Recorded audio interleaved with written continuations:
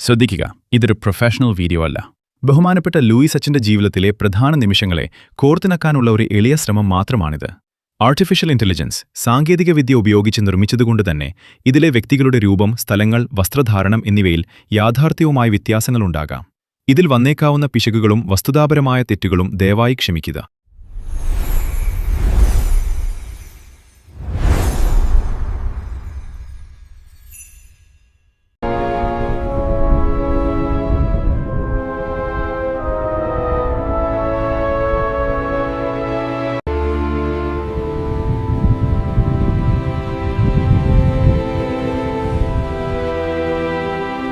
പതിറ്റാണ്ടുകളുടെ വിശ്വാസ പാരമ്പര്യവും ചരിത്രമുറങ്ങുന്ന മണ്ണും. ഇത് പുത്തൻ പീടിക, സെന്റ് ആന്റണീസ് ചർച്ച്. തലമുറകൾ കൈമാറിയ പുണ്യത്തിന്റെ തിരുശേഷിപ്പ്.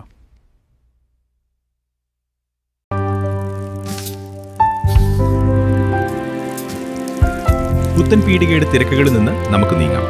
കിഴക്കേ അങ്ങാടിയുടെ ആ പഴയകാല പ്രൗഢിയിൽ പ്രിയപ്പെട്ട ലൂയിസ് അച്ഛൻ വസിക്കുന്ന പുണ്യഗൃഹത്തിലേക്കാണ് ഈ യാത്ര. ആ തറവാടിന് ചാരേ പ്രാർത്ഥനയോടെ ആ കപ്പേളെ. 5 പതിറ്റാണ്ടിലെ സ്തുത്യർഹമായ വൈദിക ശുശ്രൂഷ. ആ സുവർണ ജൂബിലിയുടെ പുണ്യനിമിഷത്തിലേക്ക് ലൂയിസ് അച്ഛൻ ഒരുങ്ങുകയാണ്. തന്റെ പുണ്യഗൃഹത്തിൽ വെച്ച് അദ്ദേഹം ലോഹയനഞ്ഞ് കുരിശും കൊന്തയും ചേർത്ത് പിടിച്ച് ആ കറുത്ത കുടയുമേന്തി പള്ളിയിലേക്ക് ഇറങ്ങാൻ തയ്യാറെടുക്കുന്നു. കിഴക്കേ അങ്ങാടിയും കപ്പേളയും കടന്നു പോകുന്നതിനു മുൻപായി ആ തറവാടിന്റെ ഉമ്മറപ്പടിയിൽ അല്പനേരം കടന്നുപോയ 50 വർഷത്തെ മധുരസ്മരണകളിൽ അലിഞ്ഞ് അദ്ദേഹം ശാന്തനായി നിൽക്കുന്നു.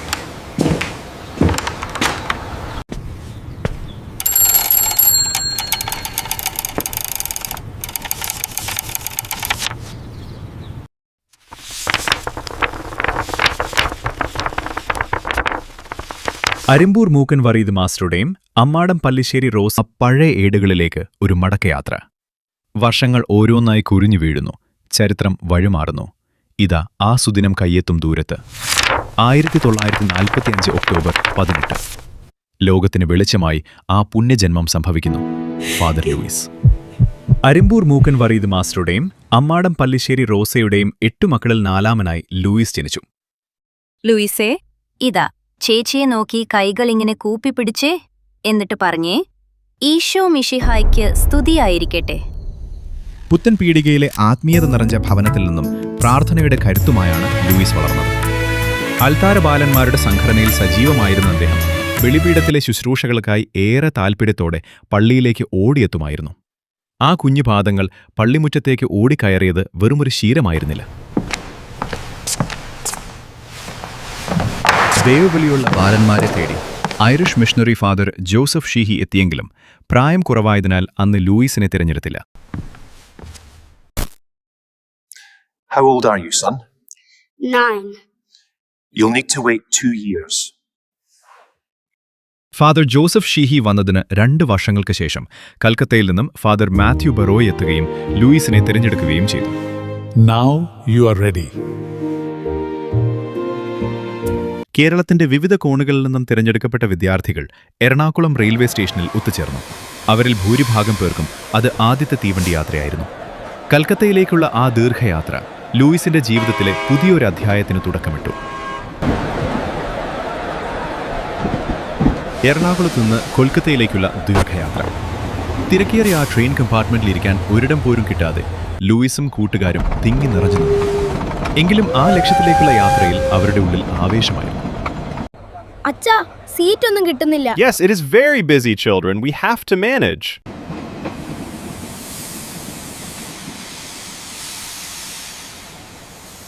ദിവസങ്ങൾ നീണ്ട യാത്രക്കൊടുവിൽ കൊൽക്കത്തയിലെ ആ വലിയ റെയിൽവേ സ്റ്റേഷനിൽ ട്രെയിൻ വന്നു നിന്നപ്പോൾ കേരളത്തിന്റെ വിവിധ ഭാഗങ്ങളിൽ നിന്നുള്ള 35ഓളം വരുന്ന ആ വിദ്യാർത്ഥി സംഘത്തിന്റെ ഉള്ളിൽ പുതിയൊരു ലോകം കാണുന്നതിന്റെ അത്ഭുതമായിരുന്നു.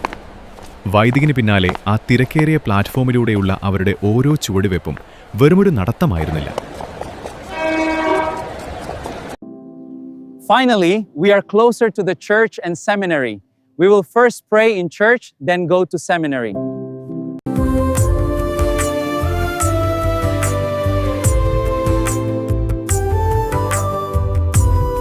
Leave the world at the door.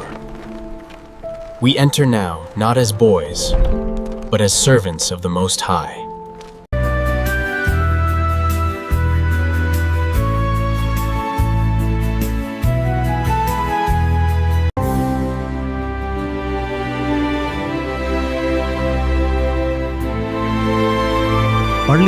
ഭക്തിനിർഭരമായ പ്രാർത്ഥനയ്ക്ക് ശേഷം ലൂയിസും കൂട്ടുകാരും ബാൻഡൽ സെമിനാരിയിൽ ചേർന്നു.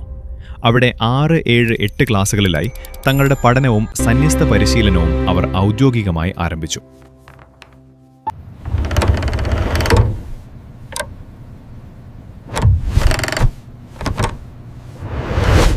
എട്ടാം ക്ലാസ്സിലെ പഠനത്തിന് ശേഷം ബാൻഡലിൽ നിന്നും സിലിഗുരിയിലേക്കായിരുന്നു ലൂയിസിന്റെ അടുത്ത യാത്ര. മനനിരകളെ തഴുകി നീങ്ങുന്ന ടോയ് ട്രെയിനിലിരുന്ന് ഡാർജിലിംഗിന്റെ മനം മയക്കുന്ന പ്രകൃതി ഭംഗി കണ്ടാസ്വദിച്ചുള്ള ആ യാത്ര അവർക്ക് പുതിയൊരു അനുഭവമായിരുന്നു. പച്ചപ്പണിഞ്ഞ തേയിലത്തോട്ടങ്ങളും മഞ്ഞു പുതച്ച മലമടക്കുകളും കടന്നുള്ള ആ യാത്ര ലൂയിസിന്റെ ആത്മീയ നിയോഗത്തിലെ വർണ്ണാഭമായ മറ്റൊരു ഘട്ടത്തിന് തുടക്കമിട്ടു.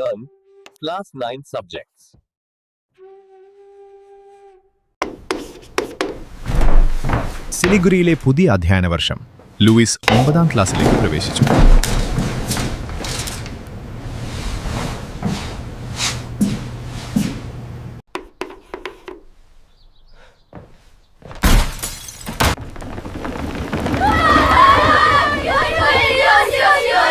ഇൻഡോ ചൈന യുദ്ധം പൊട്ടിപ്പുറപ്പെട്ടതോടെ സിലിഗുരിയിലെ പഠനം പാതി വഴിയിൽ നിലച്ചു. പ്രദേശമൊഴിയാൻ സൈന്യം ഉത്തരവിട്ടതോടെ ലൂയിസിനും കൂട്ടുകാർക്കും സുരക്ഷിത സ്ഥാനമായ ബാൻഡലിലേക്ക് മടങ്ങേണ്ടി വന്നു. Listen, war has broken out with China at the border. Go home immediately. Everyone, turn around. The classroom is right behind you. Rush. It's not safe here anymore. Grab your bags. We leave now.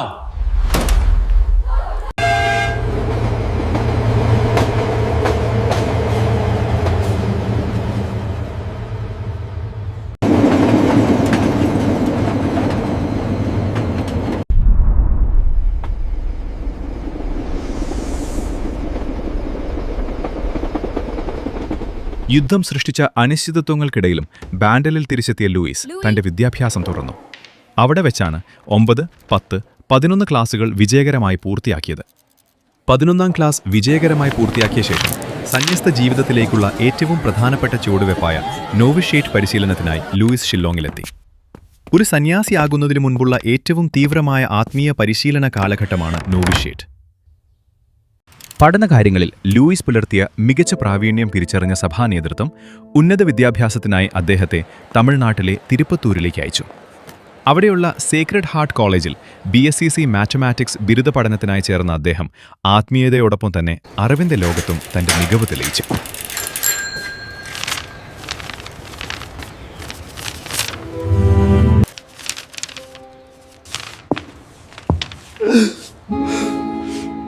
പഠനത്തിനിടയിലാണ് പിതാവിന്റെ വിയോഗവാർത്ത അറിയിച്ചുകൊണ്ടുള്ള ആ Telegram എത്തിയത്. തിടുക്കത്തിൽ പുത്തൻപീടികയിലെ വീട്ടിലെത്തിയെങ്കിലും പ്രിയപ്പെട്ട പിതാവിന്റെ സംസ്കാര ചടങ്ങുകളെല്ലാം അപ്പോഴേക്കും കഴിഞ്ഞിരുന്നു. ഒടുവിൽ സെമിത്തേരിയിലെ ആ കല്ലറയ്ക്കൽ വിങ്ങിപ്പൂട്ടുന്ന ഹൃദയത്തോടെ പ്രാർത്ഥിക്കാനേ ലൂയിസിന് കഴിഞ്ഞുള്ളൂ. തിരുപ്പത്തൂരിലെ പഠനത്തിന് ശേഷം ബാംഗ്ലൂരിലെ ക്രിസ്തുജ്യോതി കോളേജിൽ ലൂയിസ് തന്റെ ദൈവശാസ്ത്ര പഠനം തിയോളജി പൂർത്തിയാക്കി. ഒരു വൈദികനെ സംബന്ധിച്ചിടത്തോളം ദൈവശാസ്ത്രം എന്നത് കേവലം ഒരു പാഠ്യവിഷയമല്ല, മറിച്ച് ദൈവവചനത്തെ ആഴത്തിലറിയാനും സഭയുടെ പ്രബോധനങ്ങൾ ഉൾക്കൊള്ളാനും ആത്മീയമായി പക്വത പ്രാപിക്കാനുമുള്ള ഏറ്റവും പ്രധാനപ്പെട്ട ഘട്ടമാണത്. ആത്മീയതയുടെയും അറിവിന്റെയും ഈ സങ്കലനം ലൂയിസിനെ ഒരു ഉത്തമ ഇടയനാകാൻ പാകപ്പെടുത്തി. പുത്തൻപീടിക പള്ളിയുടെ ചരിത്രത്തിൽ ആദ്യമായി ഒരു പൗരോഹിത്യ സ്വീകരണത്തിന് ആ മണ്ണ് സാക്ഷ്യം വഹിച്ച ധന്യനിമിഷം. പള്ളിമുറ്റമാകിയ ബാനറുകളും ആവേശവുമായി അണിനിരുന്ന നാട്ടുകാർ തങ്ങളുടെ പ്രിയപ്പെട്ട ലൂയിസിനെ പുരോഹിതനായി വരവേറ്റു. ജനസഹസ്രങ്ങളെ സാക്ഷിയാക്കി വിഖ്യാതനായ ബിഷപ്പ് മാർ ജോസഫ് കുണ്ടുകുളം പിതാവിന്റെ കൈവയ്പ് ശുശ്രൂഷയിലൂടെ ലൂയിസ് ദൈവപീഠത്തിൽ അഭിഷിക്തനായി.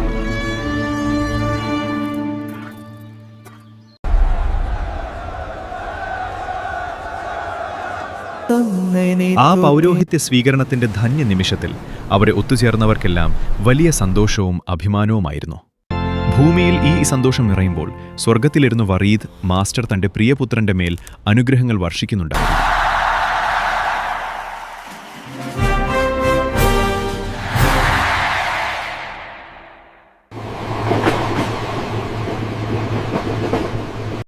തിരുപ്പട്ടം സ്വീകരിച്ച ശേഷം നോർത്ത് ഈസ്റ്റിലേക്ക് മടങ്ങിയ ലൂയിസച്ചൻ കോഹിമയിൽ ഹെഡ്മാസ്റ്ററായും ജോൺ പോൾ രണ്ടാമൻ മാർപ്പാപ്പയുടെ ഷില്ലോങ് സന്ദർശന വേളയിൽ റെക്ടറായും സേവനമനുഷ്ഠിച്ചു.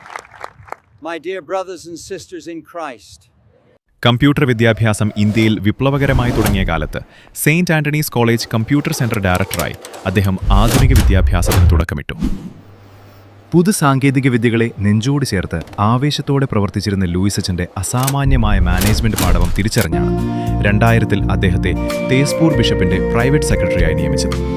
ആ ഉത്തരവാദിത്തം ഭംഗിയായി പൂർത്തിയാക്കിയ അദ്ദേഹം 2016 മുതൽ തുര ഡോൺ ബോസ്കോ കോളേജിന്റെ അഡ്മിനിസ്ട്രേറ്ററായി തന്റെ സേവനയാത്ര അഭിമാനപൂർവ്വം തുടർന്നു.